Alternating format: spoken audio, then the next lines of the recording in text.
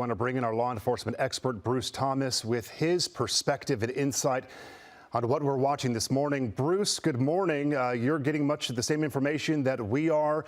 Does anything initially jump out to you this morning? Well, the sheer magnitude of the incident jumps right out. You have 10 killed, 10 injured. You have a mass investigation, a very fluid investigation that will involve multiple agencies. As she said, the LA County Sheriff's homicide detectives are there to basically take over the investigation from Monterey Park and or assist them. I'm sure our federal partners, the FBI, the ATF, may also arrive this morning also.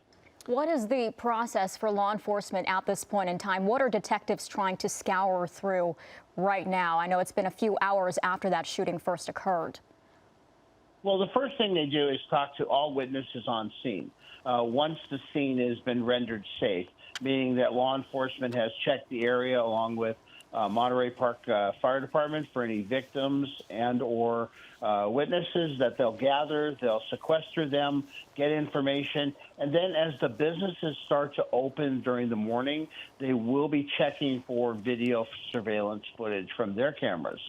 Yeah, there's, every time we have a mass shooting like this, there's always, similarities with some, but in some cases, the shooter shoots themselves, is found at the location, taken into custody. This is that frightening situation where the suspect is outstanding. Not to be a loaded question, but speak to the urgency right now of finding him from law enforcement. Well, and that's where the eyewitnesses on scene get a description. I mean, all we have right now is he's a male adult of some sort. We don't have a race. We don't have a gender. We don't have a last seen direction. So that is the most important thing, is to try to identify this suspect, see who he is, and then go from there. One of the things you'll see is they're recording all the license plates in the parking lot and maybe try to piece together, do we have a victim assigned to that car, or has that car just been abandoned, and that could possibly be our suspect's vehicle? Very interesting. Absolutely. They drive there, leave in a second car, and so that could be an excellent piece of evidence for officers to use to kind of springboard their investigation. And again, Bruce, you may have heard, we've been covering it, this second potential location that may be connected.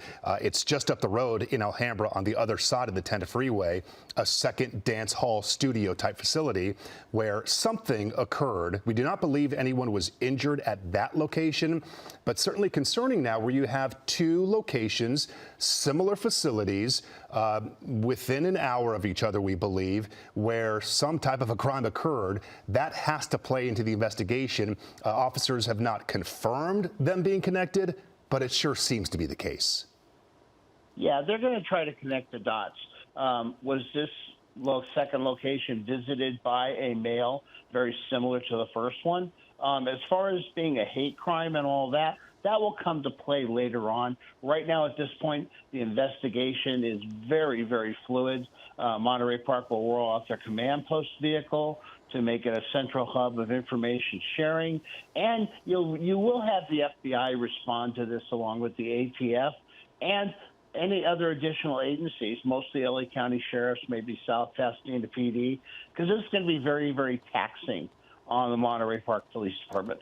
Yeah, regardless if this was a hate crime or not, there are Lunar New Year celebrations going on all across the country this weekend. It has to put law enforcement nationwide on edge.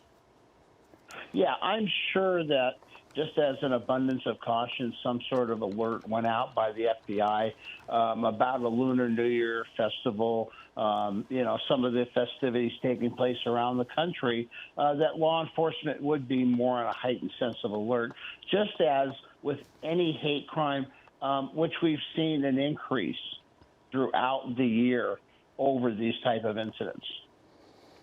Yeah, as you speak, Bruce, we do have these images still from Air 7 HD over the event in Monterey Park. You see the map, the location of the shooting on the right, Air 7 on the left, and the magnitude of the event that had occurred earlier in the night was going to occur again today with all of those vendors, the street festival there for the Lunar New Year. Completely unclear at this point. the direct connection to the festival and the dance hall, but certainly that's going to be part of the investigation. Was this suspect at the festival earlier at the night? Was he roaming like the folks who were there to celebrate? Did something occur? Was there an argument that extended to the ballroom? Was this premeditated and planned? So many questions that we will learn about potentially at the next news conference in about 50 minutes from now. Yeah, and also you do have festivals that will take place in the city and in additional areas of the county of Los Angeles. I know Monterey Park, I believe, has canceled their festivities for the day. They have, as an yes. abundance of caution. Yeah.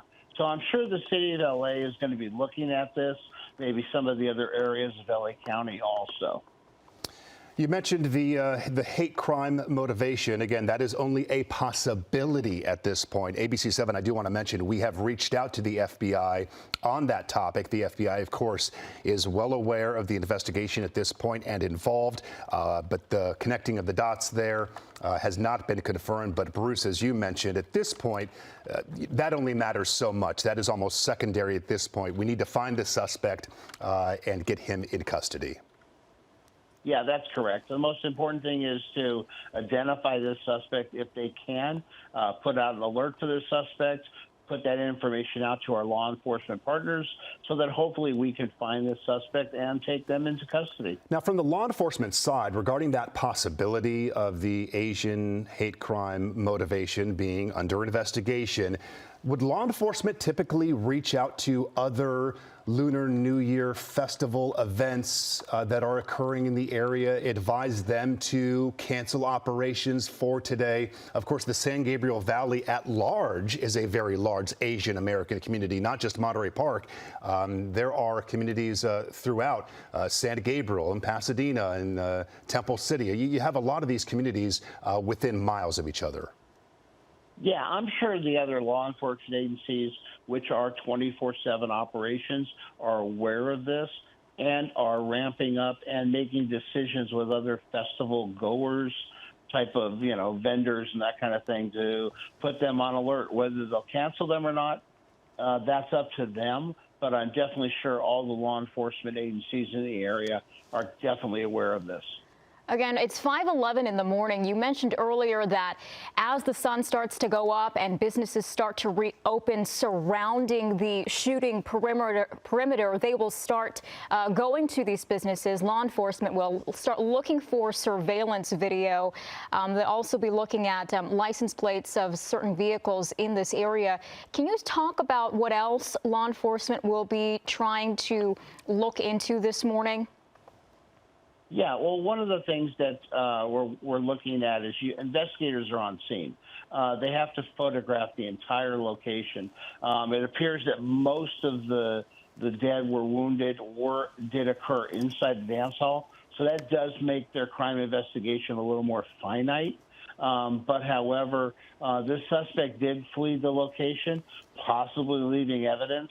And so they're going to be looking at the cameras in the area of those businesses as they open to try to identify this suspect, not only through video surveillance, but also through eyewitness accounts. Did they have security on scene, too, is another issue. Absolutely. Oftentimes, more recently, social media has played a large role in these investigations, historically speaking, in recent years. What's your insight about social media and what officers can derive from that? We talk about those warning signs, sometimes posts that were seen but missed by law enforcement. What's your insight on how that plays into the investigation? Yeah, social media is a whole new avenue.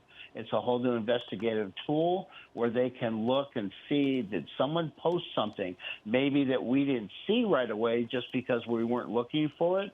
Or is maybe a suspect posting on that too as an anonymous poster type thing? So, yeah, social media has become huge as far as people wanting to claim for these type of crimes and or maybe posting about them. Yeah, we're certainly hoping that social media is very helpful in this situation because, as we've been saying all morning, there are still many questions and many answers we are looking for, including, who the suspect is, why they did this, what kind of weapon they used, why they specifically targeted a dance studio, if it had any sort of connection to the Lunar New Year celebration. All of this still up in the air as investigators comb through the scene here this morning at 5:14. I do want to mention that the last local mass shooting that we had here in Southern California was last year in Laguna Woods down in Orange County, and that sadly had another Asian American connection with a Taiwanese congregation at a church that were the victims of that shooting. Then you have this community that's been targeted. Again, the confirmation, direct connection of how that played into a role with potential motivation in this case is a little unclear. But to have, back-to-back years here in Southern California, Asian Americans who are the targets of these shootings, certainly concerning. Without a doubt, Bruce, that has to be a part of the investigation. You spoke to the urgency of learning all of those details, but no doubt law enforcement is going to look into that. Oh, very much so. That is probably going to be the most important charge of a hate crime besides murder and attempted murder, some of those things. And that's where the hate crime task force come in. They have specific officers and or deputies and law enforcement that deal with these type of mass shooting incidents. Unfortunately, to have a task force like that is sad, and it's the state of the world we live in. But we're seeing more and more of these. Absolutely. As you speak there, I just want to talk to what our viewers are seeing on the screen. The left side is Air 7. On the right is video from earlier at County USC Medical Center, not far from the shooting location where some of the injured victims were taken. Again, over 10 victims who were injured in the shooting. You see there, that's paramedics from Arcadia, so that speaks to the mutual aid of this response. Everyone pouring into the scene, getting all the help, all the ambulances that you can to respond. So again, some of the victims went to County USC Medical Center. We saw from video that we've been showing you throughout the morning, some of those victims were in that triage area with injuries to their hands and their arms from the apparent gunshot wounds. So unclear how many were transported versus treated at the scene, but certainly that hospital appears to have taken a majority, if not all of the victims this morning. And Bruce, going back to what you were talking about with determining motivation, I had a question regarding investigators figuring out if this is, in fact, a hate crime. What designates this being a hate crime as opposed to a shooting, just to give our viewers perspective on how they determine that? Yeah, that's something that will come out in the investigation. But basically what you have is that the crime was motivated by race, by gender, by religious beliefs. So they were specifically targeted. That's what we'll go with when it makes it the hate crime. Okay, Bruce, thank you so much. This shooting also has New York officials on alert. There is a Lunar New Year celebration in Chinatown in Lower Manhattan today. The NYPD says it's mindful of what has happened in Monterey Park. They are also reminding officers to be vigilant. The department says there's no threat associated with the event in New York. But again, law enforcement agencies have to be on high alert throughout this entire weekend because Lunar New Year celebrations continue to go on across the country. And something like this happening very close to home for us, makes people a bit nervous in some other parts of the country as well with such big gatherings. I do want to mention the size of the investigation that is occurring on Garvey Avenue and the surrounding area in Monterey Park this morning. Bruce Thomas, our law enforcement expert, is joining us this morning, and we so appreciate his insight when we have these types of events occur, especially locally. And Bruce, any insight when you have a shooting this large with 10 victims killed there at the scene, additional 10 injured, how long will that situation, that investigation play out on scene? We got to be talking, obviously, hours. Are we talking days that they'll be on scene? That's a great question. Initially, you do have to walk the scene and identify where all the victims were. But yeah, this is something like, I'll use the Pulse nightclub incident where they were there for days upon weeks investigating this. I mean, you have 10 people killed, multiple injuries, and not just those that are wounded, but people that were trying to flee that may have hurt themselves. So that number goes up. It's a huge crime scene to process. The initial information when we're on scene, and family members want to know, where's my loved one? Are they okay? We don't have that information. Investigators can't go in to identify the victims of the shooting. That's something that the coroner has to do. At this point, I don't even believe the coroner has arrived to this massive scene this morning. So we don't know who the victims are. That remains a big question mark. Sometimes in the hours later, we start learning more about that. But that's something that the coroner has to do, correct? That's correct. The coroner has to make notification, identify the deceased, and the same with identifying the wounded, which the departments will do. So in essence, the coroner is not going to show up for hours until investigators have processed what they need to process. Then, and for lack of better verbiage, they have to move the bodies. They have to do those type of things. But it's going to be a very long, drawn-out Sunday. Yeah, it's going to be a very long process. It sounds like they have their work cut out for them at this location. We also were taking a look at the Alhambra location as well, and we noticed that there wasn't as much police or law enforcement activity happening around that building. Can you sort of speak to the situation that may be unfolding in that area? I know we are hearing reports that there wasn't any violence that took place at that Alhambra location, but just based on the comparison between the Monterey Park law enforcement response versus the Alhambra building, can you kind of give us some perspective on what might be going on at that second location? Well, at the second location, investigators are there determining, are there victims? Do we have a suspect description? Does that match the Monterey Park incident? The two are very, very close, and they will try to determine, was this a secondary crime scene from the same suspect?